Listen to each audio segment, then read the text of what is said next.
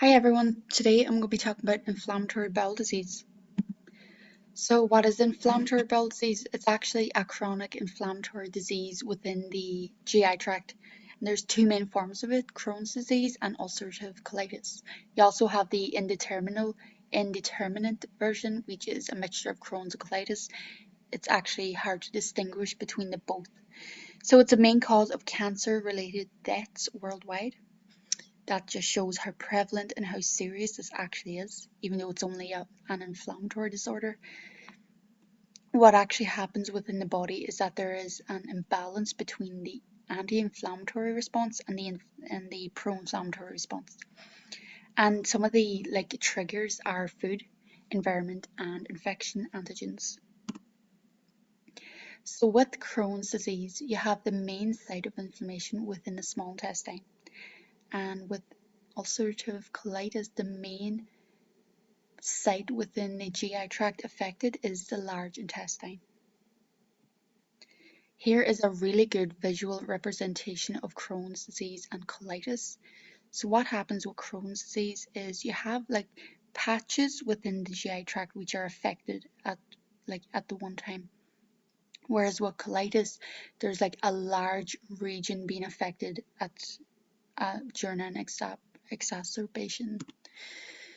So Crohn's disease, it's actually an inflammatory disease affecting any location within the GI tract. So the thing about Crohn's disease is that it can affect absolutely anywhere in the GI tract. It's not limited to the small intestine. It's not limited, it can occur anywhere. So what happens is you have bouts of disease exacerbation, how do you say that word? And remission. So you have healthy patches and then you have a diseased patch, you have a healthy patch, disease patch. So it features persistent inflammation, resulting in structural damage and complications. So here on the right, I have a diagram showing the cobblestone appearance of the area affected by Crohn's disease, and you can have these little holes or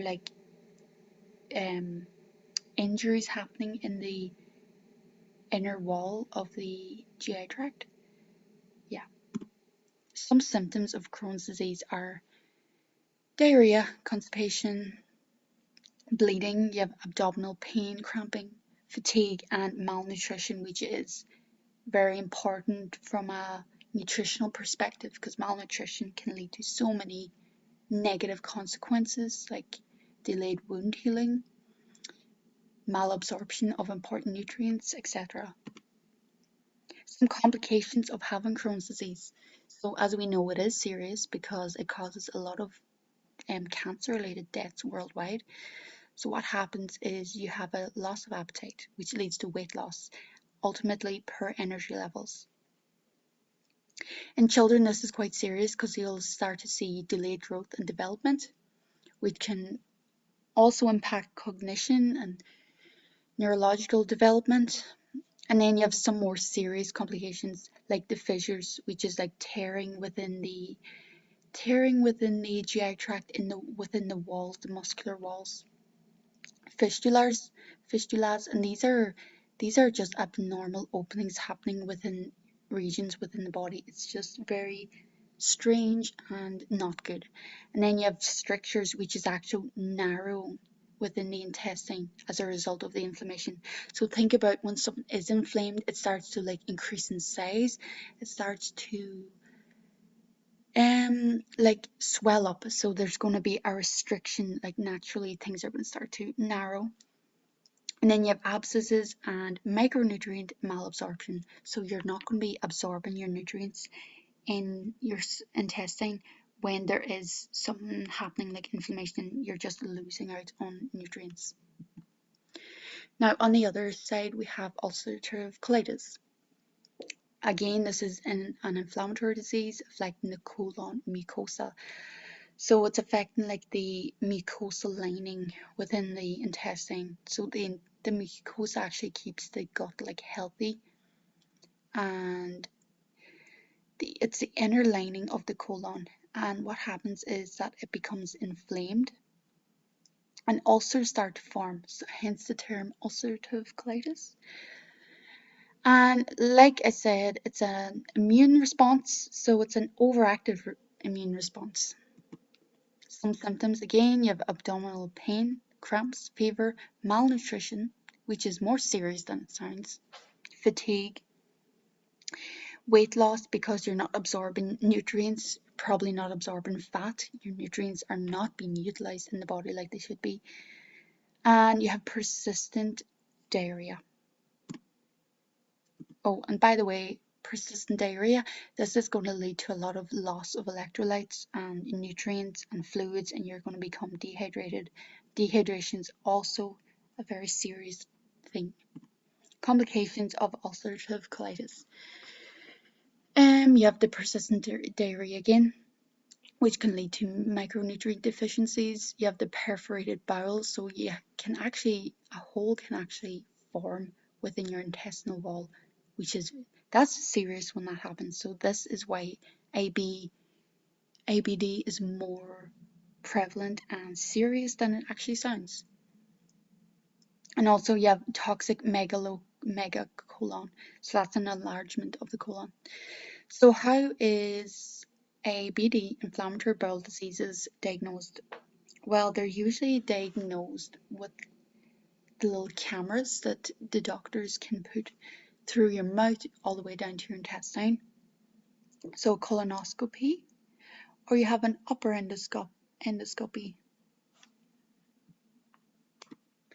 Diagnosis with a biopsy. This is actually interesting. So it's where the doctors take a little piece off the inner intestine. So they'll put like a little biopsy forceps down into through your GI tract, and they'll actually extract a wee piece of the tissue from your intestine, and they take that and they take it out, and then they screen it and look for any visual representations of ulcerative colitis or Crohn's disease.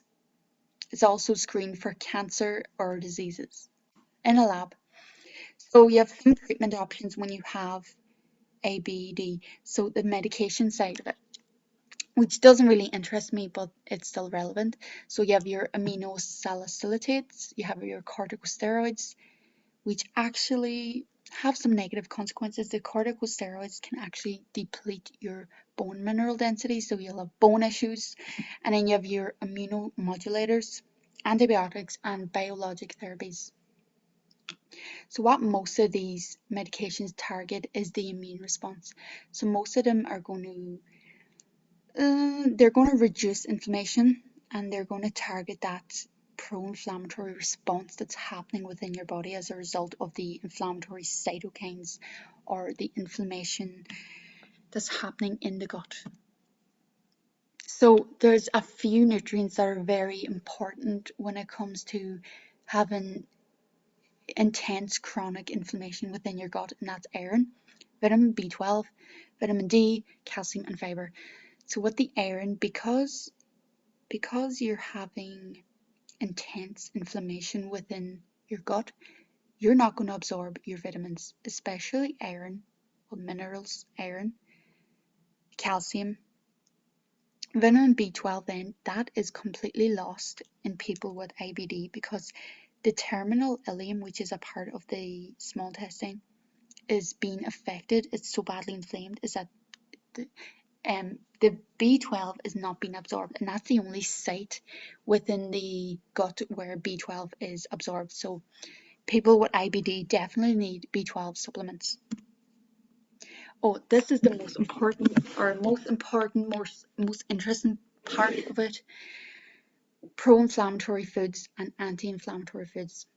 So naturally, if you have an inflammatory disease, you're going to want to avoid foods that are going to make the inflammation worse or that are going to bring about inflammation. And some of those foods include red meat, lots of sugar, highly processed and refined foods, deep fat fried foods, corn, safflower, and peanut oil. So they're pro-inflammatory foods. These are going to enhance the inflammation within your gut, and you don't want that. So on the other end of the spectrum, you have the anti-inflammatory foods, fish, anything kind of natural is going to be more naturally more anti-inflammatory, more kind of fatty foods, because we know that omega-3s are anti-inflammatory.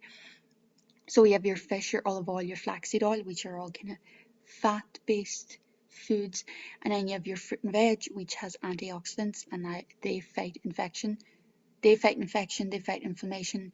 I'm thinking about antioxidants like vitamin C and vitamin E. Then you have your whole grains, you have your nuts and seeds, and you have your spices. Ginger and turmeric, they are two really good, powerful anti-inflammatory herbs. So the anti-inflammatory diet, that's actually the Mediterranean diet. It's actually really good for anyone with IBD because it's based on those foods here, the anti-inflammatory foods which I just mentioned. So the fish, the olive oil, the plant-based foods, the fruits and veg. And the thing about the Mediterranean diet is that they limit their intake of red meat, their intake of dairy products and sugar, sweets, red wine, alcohol. All this is very much in moderation. The Mediterranean diet is very much about enjoying your life and just being healthy and socializing while you eat, and exercise is also an important part of the Mediterranean lifestyle. So that is it for my presentation. Here are some of the references I used to put together this presentation. Hopefully this was somewhat interesting and you learned something. Thank you for listening. Bye.